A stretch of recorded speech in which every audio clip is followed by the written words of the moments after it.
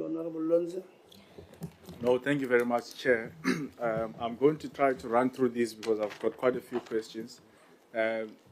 Greetings, CEO, Chair.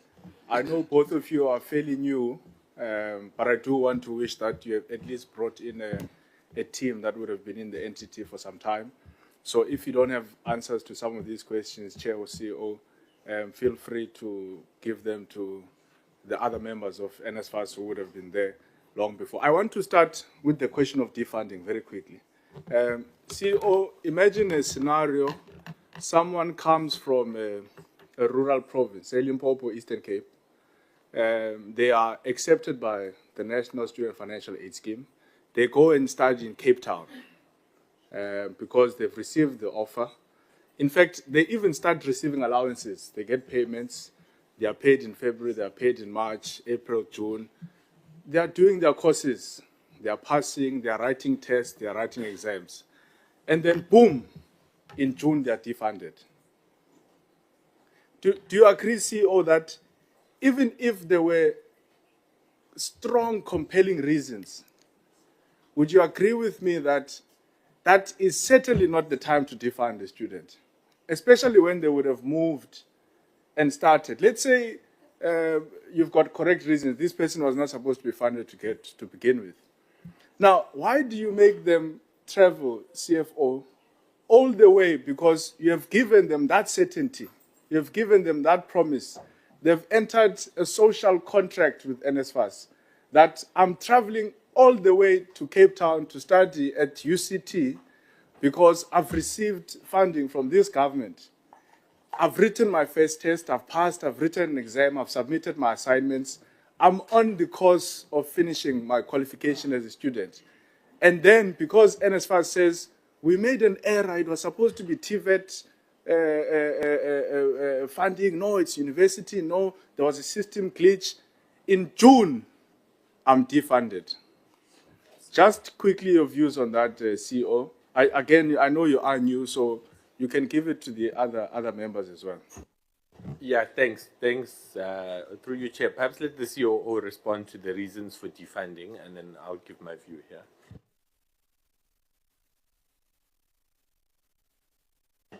Press this side. Oh, yes, thank you very much, Chair. So I think with regards to the reasons for defunding, this had a lot to do with the sort of data that we had. And it speaks to the systems that we have in terms of saying that, are we able to determine financial, do we have enough data that's able to determine financial eligibility? So, sorry to interject, Chair. I get the reasons. I did say the reasons may be correct. But look at the social impact. You have given someone funding, they've traveled all the way to Cape Town, then you defund them. Like, is it correct to defund someone in the middle of the academic year? Is that not something that was supposed to be well dealt with by NSFAS in the previous year, so that you don't give that person an offer to begin with if you're of the view that they're not supposed to get an offer? Yeah. So I think that is why, excuse me, that is why, Chairperson, it's important to make sure that we start the preparations for the following year very early. So you accept that it's wrong to defund someone in the middle of the year? Thank you, COO. And let me go to the next question with respect. Just quickly, CEO, you don't have to be long on this one. How far are we with the loan applications? Because I know there were some delays in terms of the missing middle people. You can just give a rough one-word answer in terms of percentage. We've covered X percent or so, yeah. Thanks, Honorable Lonze. I think through you, Chair, all loan applications have been assessed and final decisions have been communicated. That's the view I have. Thank you, Chair. Thank you very much, CEO. With student accommodation, I think a lot of the members really have spent a lot of time talking about the collapsing state of student accommodation. In fact, part of the reason we lost the life of a student in Walter Sisulu University, amongst many other reasons, was because the students were fighting for the horrible, inhumane state of student accommodation. And you have got companies that are accrediting these places. So again, maybe CFO, let me start with, I'll just need a quick response from you here. Because who accredits, what are the names of these companies that accredit student accommodation? Chair, through you, there are 39 companies who are accreditation partners. I can give you, you want all of the names? Yeah, I think you can share that with me. Okay. And then the follow-up question to that is that every month these companies are given 5% of the money that NSFAS pays. And we're told that this 5% is some type of a working fee or servicing fee. Now, CFO, let's take an accommodation that provides for 300 students. Now, the only time these companies do work is when they go and accredit. So they perform the service once. So Sihle goes there, is an ANC comrade linked to some NSFAS people. He goes and he accredits.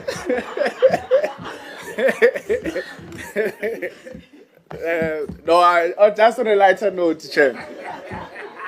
He goes and accredits, let's say, about 300 students. We're paying per head about 4,500. So we're looking at 3.1 million rands that we're paying for these 300 students in this accommodation. And then this guy accredits this thing once, but we pay him 5% every month. So he's getting about 67,500 rand every month for a service that is only performed once. Because it's not like these people, they go back to check every month. Is this accommodation still at a state that it was supposed to be? And do you know how I know that they don't check? Because NSFAS says to us we were tricked. The university provided pictures that says that this accommodation is in the correct state. But when we went to go check, we discovered that actually this is a shack. So that's a clear admission from NSFAS that there is no constant check-up by these students, by these 37 private accommodation providers. Now, I want to find out, COO or CEO or anyone in NSFAS, how much have we spent on these private service providers who are given a responsibility to go and accredit student accommodation in South Africa? Thanks, Honorable Nonsi. Through you, Chair. So I think I'm going to take a moment to explain what I understand to be the student accommodation process. And I think here it is very important to clarify, Chair, that this is a system that the board and myself inherited at NSFAS.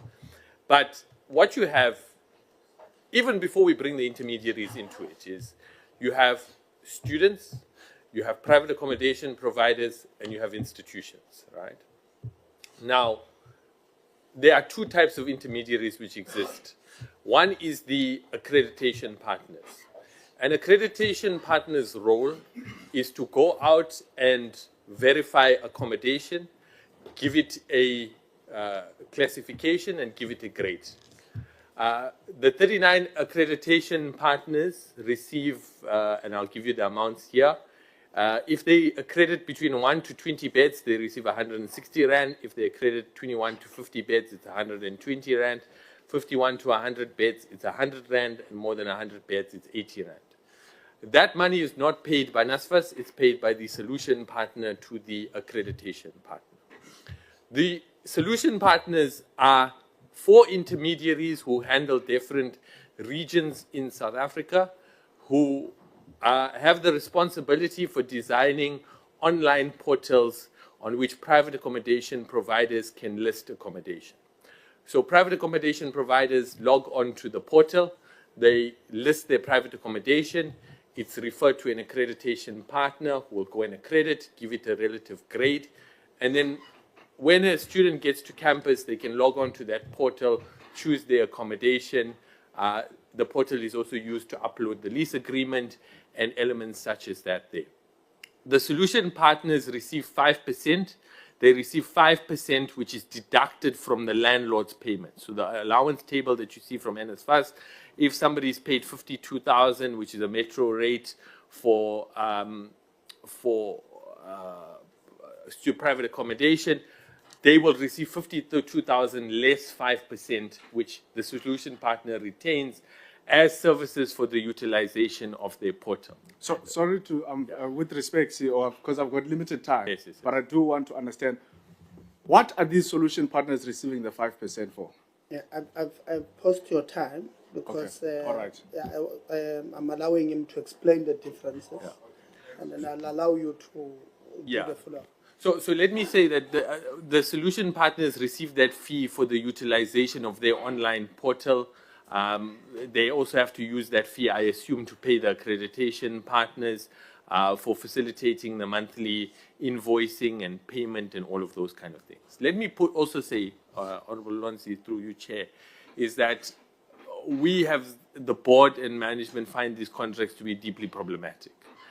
The nature of the system indicates to us that there are problems. But there is contractual law in South Africa here.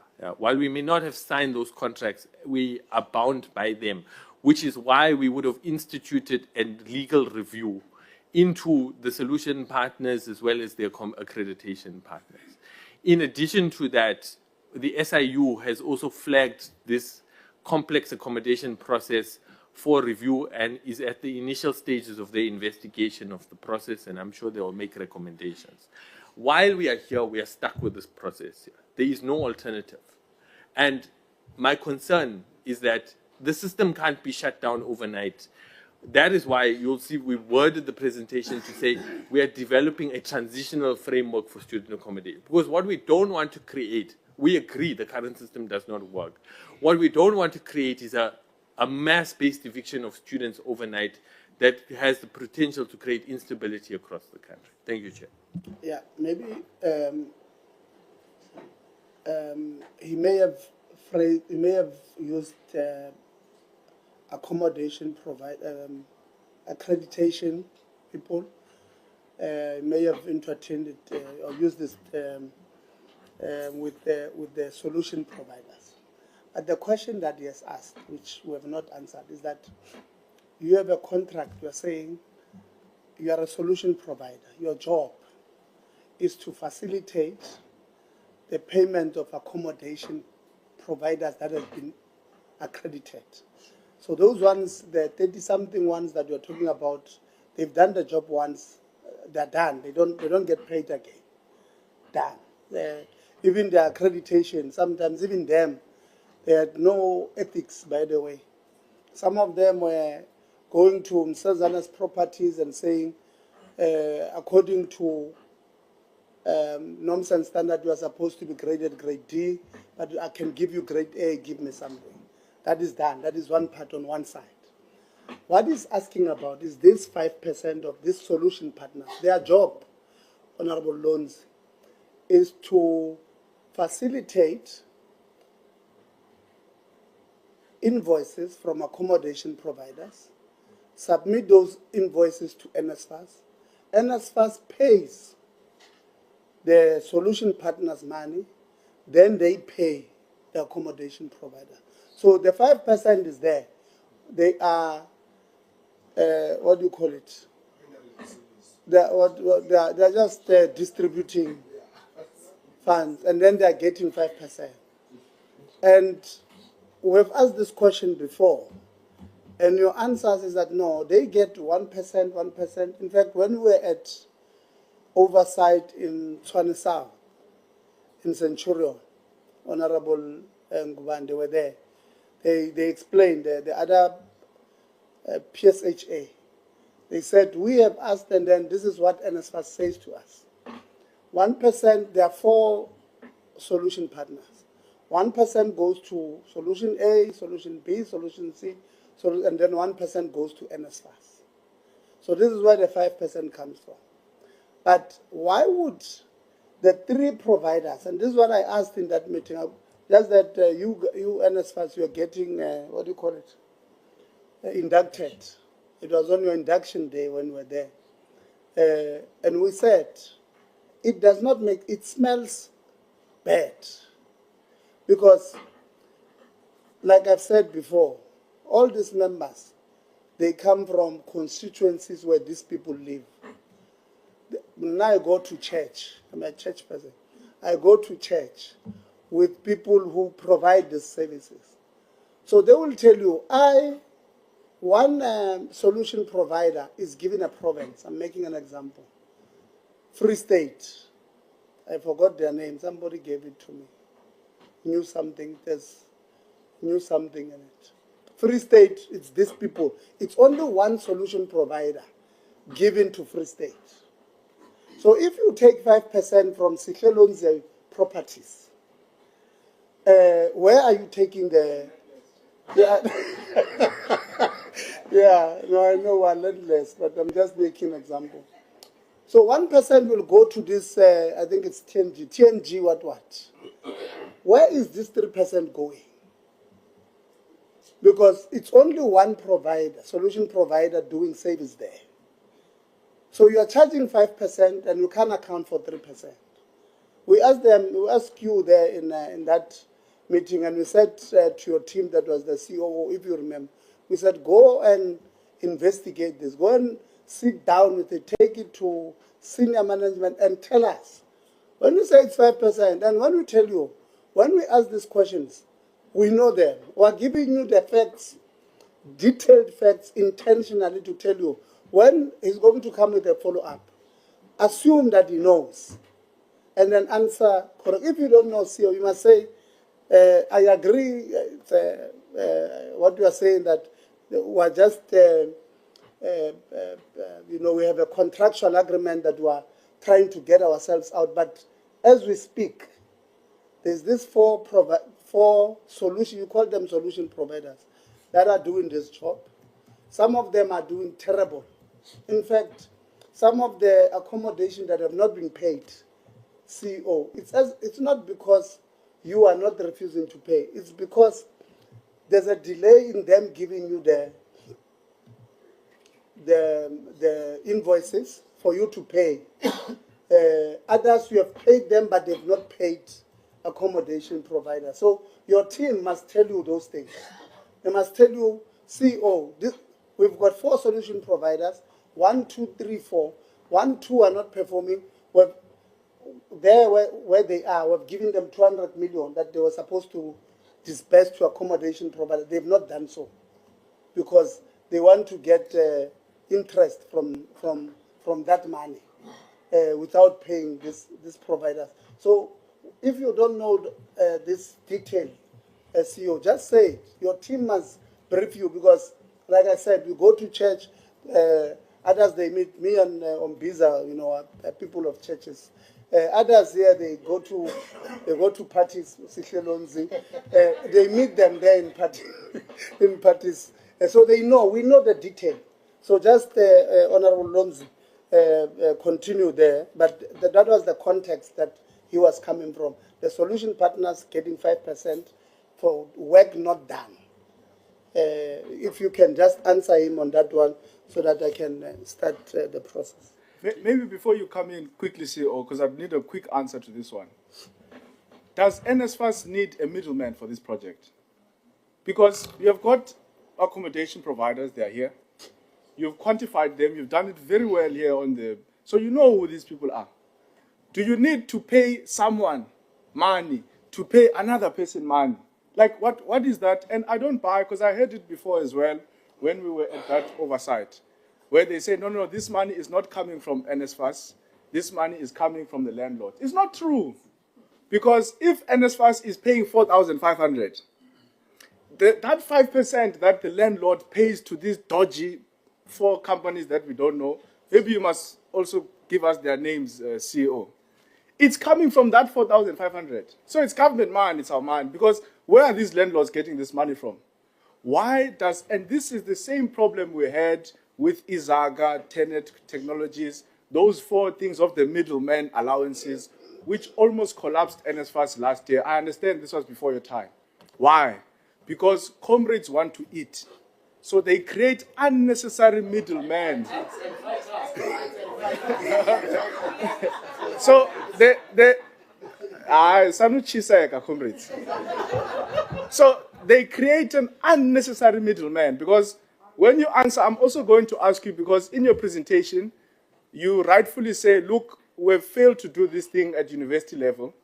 So we're now giving money to the universities to run this process, some of them at least. But for the TVETs, I think the middlemen are still there. And that is where the problem comes. Because you think that you're outsourcing the problem. But because these solution providers are faceless, we don't know them.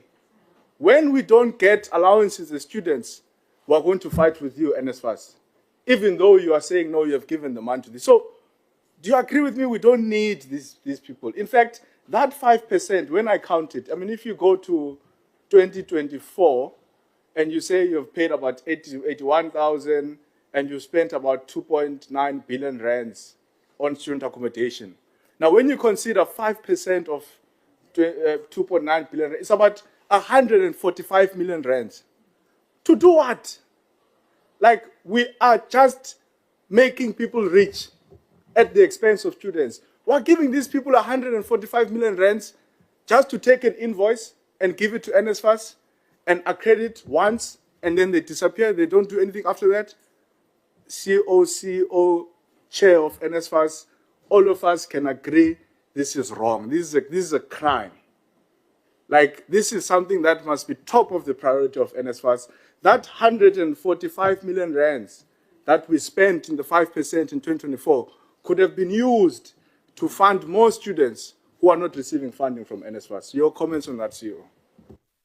Yeah, thanks, Honorable Lwanzi. I think that if I had the opportunity, I would not have designed the system as such. It is an overtly complex system that is clearly not working. We would not be sitting with the complaints that we have if the system was working. What we are stuck with is contracts that have been signed, and we are happy to share copies of the contracts with honorable members if needs be. But we are stuck with contracts, and that is why we would have embarked on a process to say we want a full legal review of this process. Not only of the contracts themselves, but going back to the NSFAS legislation about whether actually NSFAS should be involved in student accommodation, 1. 2, whether the appropriate feasibility study was done around the design. 3, about whether there was risk assessment that was undertaken. 4, about the signing of the contracts with the accreditation partners and solution partners. 5, about the payment gateways that are being used. 6, about performance standards, about whether they are being used appropriately. Now, we have, and I have indicated to the attorneys who are handling this matter that this legal review needs to be done as soon as possible. And we will share those findings with you here. So that, and part of that assessment includes commercial viability, right? Because whatever that legal review says, we must implement it. Whatever the SIU says, we must implement it. But also, I have a role as an accounting officer to be free from bias here, is to say, this process is handed over from legal review. That must come back and we must implement the recommendations. And we intend to implement the recommendations emanating from that there. But I want to conclude by saying, it is clear to me that the current system is not working here. And it's not fair on anybody who is evolving, who operates in this ecosystem of student accommodation. No, thank you, CEO. I'm closing, Chair. I don't know how much time I've got left. I saw on your presentation, you had put the date of 30th of April for the SIU to have this, to sit on the special tribunal when it comes to moving the offices in Cape Town. I don't understand why we're paying so much, millions of money to have offices in Cape Town. I've been to those offices. You've got a nice view there, Table Mountain and waterfront and everything. And I don't know why you must have that nice view. We've got government buildings in Johannesburg. We've got government buildings in Pretoria that can be utilized by NSFAS. The chair will celebrate the Expropriation Act of Cyril. Utilize it, Chairperson. Expropriate unused government buildings or even private buildings without compensation, of course, and put NSFAS there, as opposed to NSFAS spending, I don't know, 2-point-something million every month or 12 million. So has that taken place? Because your presentation says 30 April and we're sitting in May, and it doesn't seem to communicate to us whether or not there's been an outcome about that particular process. I think after you respond, Chair, I'll be fine. The last point I'll ask, because I don't want to come back. When he responds, then he can finish, Chair, is that the argument you make for giving students money to stay in unaccredited student accommodation is that we've got a capacity problem of student accommodation. And I completely agree with that. Just because we don't have beds, I don't think we must not allow students to live. But we understand that these students, when they get this money, they get to be preyed on by vulture private accommodation providers, and they put them in the back rooms, they put them in the shacks, and they take the money from NSFAS. Have you not considered perhaps you must approach just that with you, comrades? When you talk like this, you then think of ways to make money out of it. But have you not considered approaching ethical business people in the sector, or even not business people, to enter some form of memorandum of understanding with them? To say that, look, we've got a capacity problem of student accommodation in South Africa. But obviously, someone is not going to want to go build a student accommodation in some village somewhere if they don't have some form of a guarantee from NSFAS that, look, if you build here, at least for the next 5 years or so, we guarantee that we're going to put our students here. That could work in a very ethical environment. But the problem is that you're just going to start selling these MOUs and then nothing is going to. But have you looked into that to say, to increase the capacity, let's approach some of these big corporations or whatever, or even individuals to say, go and build in Lusikisiki, go and build in the deep rurals, and we say, we guarantee you can even take this to the bank and say that I've got this thing from NSFAS that says, if you finance my building in a village that doesn't have student accommodation, I'm guaranteed that for 5 years, for 10 years or whatever, I'll be able to work with NSFAS, but of course within an ethical environment. Thank you, CEO. Thank you, Chair, and thank you, COO. Yeah, maybe before you respond, we're paying 30 million there per year, that in those offices. The minister last year, in our meeting, I think around September, said they've taken the lease agreement for a review. In court, we understood that we can't just jump off. And I think the CEO on the presentation responded to this thing of decentralization, which was also communicated by the minister that will decentralize, go to the plan. The ultimate plan is that let's be at all institutions, at all campuses. Let's have NSFAS presence there. But to do that, you'll need to get the workers at NSFAS because they've got families who are staying in Cape Town. They must make plans to move out, go to Pretoria with their spouses, their children. So they are now in that space of engaging with the staff, with the unions there to say, look, this is the strategic decision taken by the leadership of the department. The ultimate plan is to get there, but obviously because it also has financial implications, we must do it financial year by financial year. And I've always said, I'm happy you raised it. You actually pitched it at 2.9 billion. We don't pay anything less than 10 billion for student accommodation across. So if you pay 10 billion, 5% is 500 million. It's money that we could be utilizing to improve the IT systems of NSFAS. We're crying about we don't have operational budget to have this, but we're just throwing away money to middlemen. Literally, this is what happens. We have middlemen who are not transferring skill to the staff of NSFAS so that after when their 3 years ends, we're able to then do it in-house, maybe hybrid with universities or whatever the case may be. So I agree with your point. But so I thought that one I must just answer because you put it on the presentation. There's a suggestion that Honorable Lonzi says on MOUs with ethical leadership.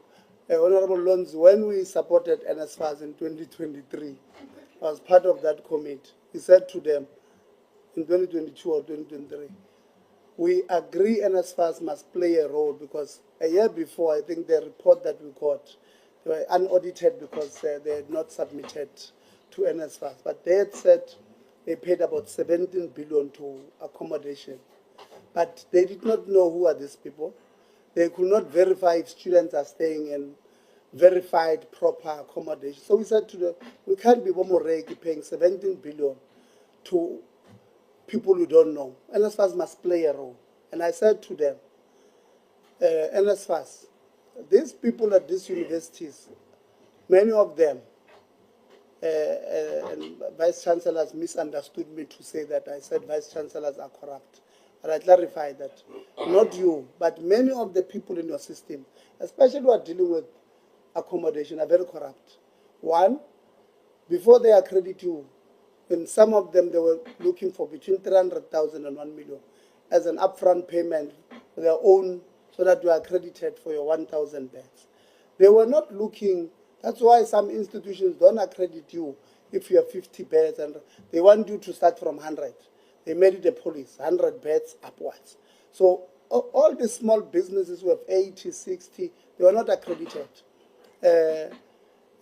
So they had to go, if I have 50, you have 55, we form a JV, we then say we're one company for them to accredit. So they were just creating, an unethical line of things. So I said to NSFAS, I agree, go play a role. But don't bring the same things, because we will know about it. We stay with these people. These people, when they were accrediting, before they accredit, I wrote to them many times, the previous leadership, that these are the 10 emails I've received from accommodation providers. I told you we go to churches with them. We know them.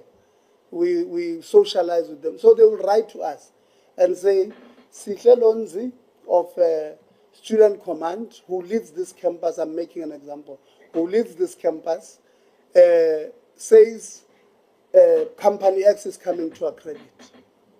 And they are going to get me a good deal. And I would say to those people, I don't believe you. Don't say that about students. And they will record them. They will send us recordings. It will be very difficult to say no when you can see this one is a student command president. It's even if you look left, you can see. So these people corrupted even innocent children who are students. So your people, and I wrote to yourself many times, not you, you're not the SU. But in law, they say there's, what do they call it? Successor in title. Yeah, so when I say you, I mean you. So very unethical people, Honorable Loans Dead, NSFAS. And I'm happy you are saying it, that you are hoping that they will look at it, but you are worried about the ethical. I'm also very worried, but maybe he can answer. Maybe now we've got very good ethical leadership. You know, when they were advertised, I said to the minister, please change the advert of board members. Go put an extra thing that at any given time, without announcing, we can do lifestyle audits on you. You must agree before you get a signature, because, they're still fine. I can look at them, I can tell. I'm a prophet, so I can do, they're still fine. But after a year, I'm not sure. once they've put their hands there. CEO? Thanks, Chair. In relation to the SIU matters, so there's two matters at the moment. The one is the direct payment partners. That served before the court during March. My understanding was that judgment was reserved and we await the judgment on the termination of those contracts as well. So part A of the application was termination, part B is recovery of lost funds of NSFAS. With relation to the head office lease, I thought it's important to say that NSFAS supports the termination. That's why we joined the application as a co-respondent. I think our understanding from the SIU was that they would be presenting to the special tribunal before the end of April. We are meeting them this afternoon to get an update. If it's okay with you, Chair, can we just provide that update in writing?